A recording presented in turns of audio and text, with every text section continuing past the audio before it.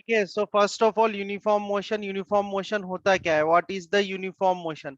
तो what is the uniform motion? Uniform motion तो आपको पता है, आई थिंक सबको पता होना चाहिए कि when a body covers equal displacements in equal interval of time then its motion is called uniform motion. पता है ना बेटा सबको? When when a body covers when a body covers equal displacements when a body covers equal displacements in equal interval of time, ठीक है, in equal intervals of time, in equal intervals of time, ठीक है, when a body covers equal displacements in equal interval of time then its motion is called then its motion is called then its motion is called uniform motion. तो उसका जो motion होता है वो क्या कहलाता है? यूनिफॉर्म मोशन कहलाता है। पहली फर्स्ट पॉइंट से ध्यान रखना है आपको, ठीक है। एंड इन यूनिफॉर्म मोशन में क्या होता है? वेलोसिटी रिमेन्स कांस्टेंट, ठीक है। In uniform motion the velocity remains constant. Velocity क्या होती है? कांस्टेंट होती है। कोई भी बॉडी जो है मोशन कर रहा है किसी एक प्लेस से दूसरे प्लेस तक, और अगर वो यूनिफॉर्म मोशन में है, ठीक है, तो वो जब एक प्लेस से दूसरे प्लेस जाएगा तो उसकी वेलोसिटी उस जर्नी में क्या होगी? कांस्टेंट होगी, ठीक है। तो ये तो हमने बात कर ली यूनिफॉर्म मोशन होता क्या है, जो कि हमने ऑलरेडी स्ट्रेट लाइन मोशन में already we know that if the body covers equal displacements in equal interval of time then its motion is called uniform motion and its velocity remains constant। यहाँ पर हम find out करना चाहते हैं position vector, इसी के अंदर है ये टॉपिक। हम we want to find out position vector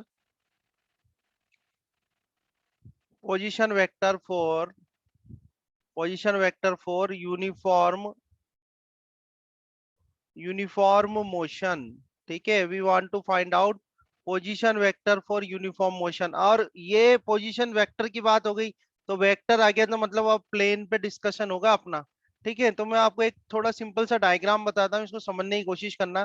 plane में ही मोशन हो रहा है, ठीक है, प्लेन ही डिस्कशन कर रहे हैं, बट मैं थोड़ा आपको सिंप्लीफाई करने के लिए इस तरह से समझा रहा हूँ। देखो, मान लो बॉडी जो है वो किसी ए प्लेस पर थी, ठीक है, प्लेन मोशन तो प्लेन में ही हो रहा है।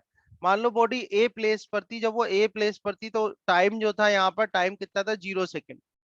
अब 0 सेकेंड पर जो उसकी पोजीशन है, ध्यान से समझने की कोशिश करना। टाइम जब 0 सेकेंड था तो उसकी पोजीशन हमने दे दी x0 से, ठीक है। x0 मतलब पोजीशन वेक्टर डिफाइन करा है हमने x0 से, ठीक है। और जो वेलोसिटी है उसकी वो क्या है? v। तो वेलोसिटी देखो, वेलोसिटी कांस्टेंट है, तो वेलोसिटी कांस्टेंट है तो यहाँ ए पॉइंट पर भी वेलोसिटी v ही रहेगी, यानी ए प्लेस से उसने स्टार्ट करा है तो भी वेलोसिटी v रहेगी। और मान लो वो बी पर आ गया, अब बी पर आ गया तो यहाँ पर तो टाइम क्या था? t1 = 0 सेकेंड था। यहाँ पर टाइम हो गया इसका t2 = t समझने की कोशिश करना। और जो उसका पोजीशन वेक्टर है, पोजीशन वेक्टर हो गया xt। वेक्टर की बात कर रहे हैं, वेक्टर लगा देना, ठीक है। और वेलोसिटी क्या है? वेलोसिटी तो कांस्टेंट है, तो वेलोसिटी तो v वेक्टर ही रहेगी, ठीक है। ये x0 से रिप्रेजेंट कर दिया, ये xt से। ये एक्चुअली x0 और xt तो क्या हो गई? उसकी पोजीशन हो गई। पोजीशन वेक्टर की जहां तक बात करेंगे, पोजीशन वेक्टर कैसे दोगे आप? ये r वेक्टर 0 और ये r वेक्टर t, ये आपके पोजीशन वेक्टर आ जाएगा, ठीक है। समझ में आया? और देखो, प्लेन में मोशन हो रहा है, तो प्लेन में मोशन जब होगा तो आपने x0 xt से तो डिनोट कर ही दिया, पर प्लेन में हो रहा है तो x कोऑर्डिनेट भी चेंज होगा, y कोऑर्डिनेट भी चेंज होगा। तो x कोऑर्डिनेट की पोजीशन ये है तो y कोऑर्डिनेट की पोजीशन क्या हो जाएगी? y0 हो जाएगी। और यहाँ पर ये पोजीशन हो जाएगी yt, ठीक है। तो ये ध्यान रखना कि ये जो मोशन हो रहा है क्या हो रहा है? प्लेन में हो रहा है। प्लेन में हो रहा है तो इसका मतलब एक्स कोऑर्डिनेट भी चेंज होगा और वाई कोऑर्डिनेट भी उसका चेंज होगा, ठीक है। एक्स कोऑर्डिनेट भी चेंज होगा और वाई कोऑर्डिनेट भी चेंज होगा, ठीक है। ये समझ में आया नहीं आया, या मैं रिपीट करूं? ये बताओ आप बिल्कुल, भले ही एक ही टॉपिक हो मुझे कोई दिक्कत नहीं है, पर आप लोग को डाउट है तो आप पूछते जाओ। ये समझ में आया क्या बताया मैंने आपको? हाँ, समझ में आया? भाई ऐसा है, ये मैंने सिर्फ आपको रिप्रेजेंटेशन के लिए बता दिया है, पर मोशन जो हो रहा है प्लेन में हो रहा है। प्लेन में मतलब उसका एक्स कोऑर्डिनेट भी होगा और वाई कोऑर्डिनेट भी होगा। ठीक है, आप चाहो तो इसको रीअरेंज कर देता हूं मैं इस तरह से, इसको रीअरेंज करके बताता हूं मैं आपको कि ए प्लेस से जा रहा है वो बी प्लेस तक, ये समझना आप। हाँ मैं रिपीट कर रहा हूँ, देखो दोबारा बता रहा हूँ। ए प्लेस से जा रहा है वो बी प्लेस तक, है ना। और अब ये ध्यान रखना, ये स्ट्रेट लाइन मोशन नहीं है, ये किसी प्लेन में मोशन कर रहा है। तो प्लेन में जब मोशन करेगा तो उसका एक्स का कोऑर्डिनेट भी चेंज होगा और वाई का कोऑर्डिनेट भी चेंज होगा। समझ रहे हो, एक्स कोऑर्डिनेट भी चेंज होगा और वाई कोऑर्डिनेट भी चेंज होगा, है ना। और मैं आपको और कोशिश करता हूँ कि और अच्छे से बता सकूं। ये देखो आप, कुछ इस तरह से है कि जैसे अब ये ले लेते हैं अपन, ठीक है, शायद इससे आपको और क्लियरिटी आए। जैसे यहाँ पर हम ले लेते हैं, ये एक्स एक्सिस हो गई आपकी, ये वाई एक्सिस कर लिया हमने, ठीक है, और ये इसका ओरिजिन हो गया, है ना। तो मान लो कि वो इस प्लेन में ये उसका पाथ है, ये पाथ है, मान लो इस तरह का कोई पाथ है। इस पाथ में पहले वो ए पॉइंट पर था, कहां पर था, ए पॉइंट पर। और ए पॉइंट से चल के वो आ गया बी पॉइंट पर, ए से कहा आ गया, बी पॉइंट पर आ गया। ए पॉइंट पर जो टाइम था, टाइम क्या था, t1 = 0 सेकेंड था। ए पॉइंट पे टाइम क्या है, t1 = 0 सेकेंड। और बी पॉइंट पे जो टाइम है वो है t2 = t second. I think समझ में आएगा आपको। ए पर जो उसके कोऑर्डिनेट्स हैं, ए पर जो उसके कोऑर्डिनेट है, तो एक्स कोऑर्डिनेट तो है x0 और वाई कोऑर्डिनेट है y0। जीरो क्यों लगा दिया, क्योंकि टाइम 0 सेकेंड था इसलिए जीरो लगा दिया, ठीक है। ऐसे बी पॉइंट पे जो उसके कोऑर्डिनेट है, तो वो कर दिया xt, समझ में आ रही है बात। एक्स टी कर दिया, वाई टी कर दिया, ठीक है। अब यहां पर इसका जो पोजीशन वेक्टर है, तो पोजीशन वेक्टर कैसे दोगे, ओरिजिन के रेस्पेक्ट में। देखो पोजीशन वेक्टर जो दोगे आप ओरिजिन के रेस्पेक्ट में, तो क्या करेंगे अपन, यहाँ से अपन ने डिफाइन करा था पोजीशन वेक्टर पहले भी, तो ये आ जाएगा आपका एक पोजीशन वेक्टर, और ऐसे ही एक पोजीशन वेक्टर ये आ जाएगा। ठीक है, तो t1 = 0 पे जो है उसका पोजीशन वेक्टर ये बना आपका, और ये पोजीशन वेक्टर ये आ गया। तो इस वाले पोजीशन वेक्टर को कैसे देंगे अपन, r1 वेक्टर 0, ये इसका पोजीशन वेक्टर हो गया। और इसको कैसे दोगे आप, r2 वेक्टर 0, ये पोजीशन वेक्टर हो गया। अब समझ में आ रहा है, अब तो क्लियर है ना। ठीक है, ए से बी तक आ रहा है, ए पॉइंट पर उसके कोऑर्डिनेट्स ये हो गए x0 y0, और बी पर उसके कोऑर्डिनेट हो गए xt y t, ठीक है ना। और ये r1 वेक्टर 0 यहाँ पोजीशन वेक्टर हो गया, ये r2 0 इस जगह पोजीशन वेक्टर हो गया। ठीक है, समझ में आया। इसको पॉइंट क्या करते हैं अपन, इसको थोड़ा सा ऊपर ले लेते हैं, ताकि अपने जो सेकंड वाले कोऑर्डिनेट हैं वो बड़े हो जाएंगे। इस तरह से कर लेते हैं, ये वाला बी पॉइंट है आपका, ठीक है, ये पॉइंट जो है ये बी पॉइंट है, ये आ गया पोजीशन। अब समझ में आया, अब ठीक है, यहां तक समझ में आया। और ए से लेके जब वो बी तक जा रहा है, ए से बी तक वो जा रहा है, ये ए से बी जा रहा है। डायरेक्शन तो ये एरो बना तो रखे मैंने, ये रहे ना डायरेक्शन के एरो बनाए तो हुए, ठीक है। जब वो ए से बी तक जा रहा है प्लेन के अंदर, तो ए से बी तक जाएगा तो उसकी वेलोसिटी क्या यूनिफॉर्म है, ठीक है। तो हम क्या करते हैं कि let uniform velocity, let uniform velocity of a body is, uniform velocity of a body is v vector. Uniform velocity क्या है, उसकी वी वेक्टर है।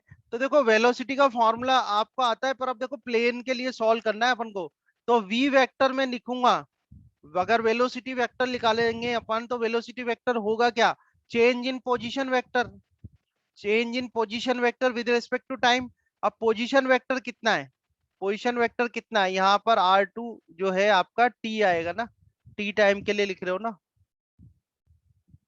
ठीक है, यहाँ पर आ जाएगा r2t। अब यहाँ पर आप पोजीशन वेक्टर निकालेंगे, तो पोजीशन वेक्टर कैसे निकालें, है ना। पोजीशन वेक्टर या तो r1 r2 कर दो, या इसको आप कर दो, या r10 एंड r2t, ठीक है।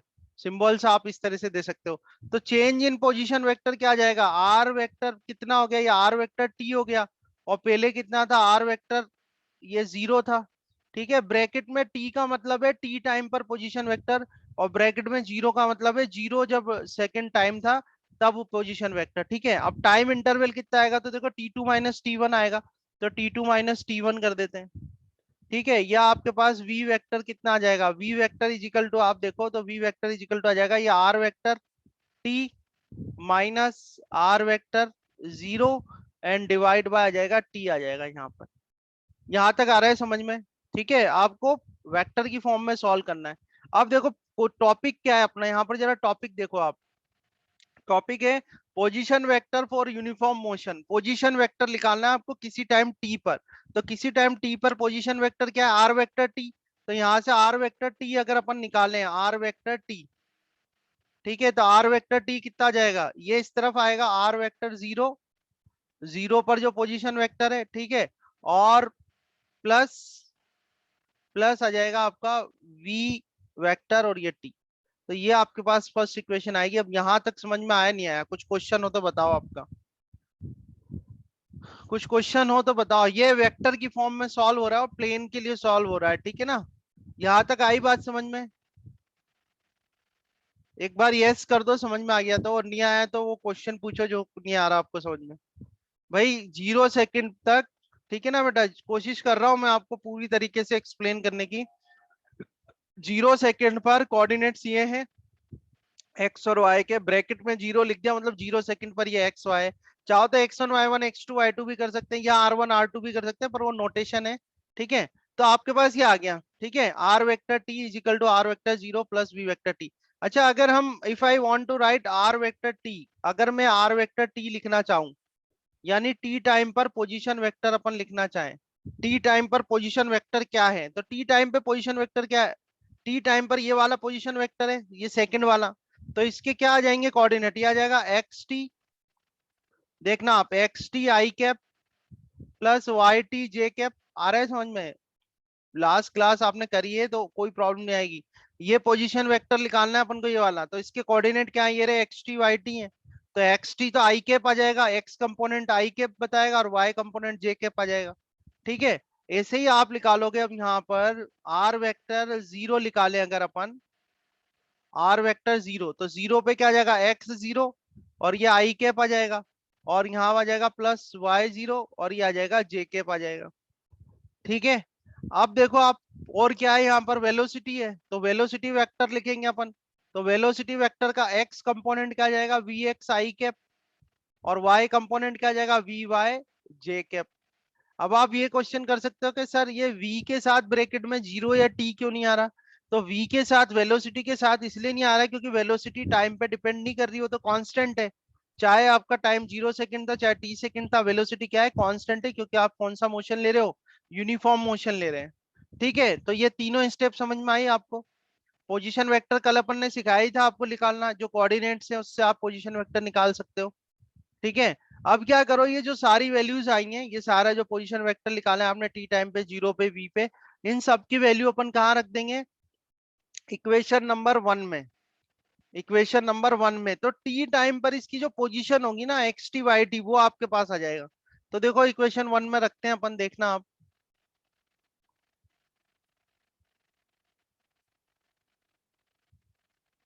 तो कई टीचर इसको स्किप कर देते हैं और सीधे प्रोजेक्टाइल पे आ जाते हैं, बट मैं आपको सॉल्व करा रहा हूँ क्योंकि इस पे बेस्ड भी न्यूमेरिकल पेपर्स में आ जाते हैं। ठीक है ना?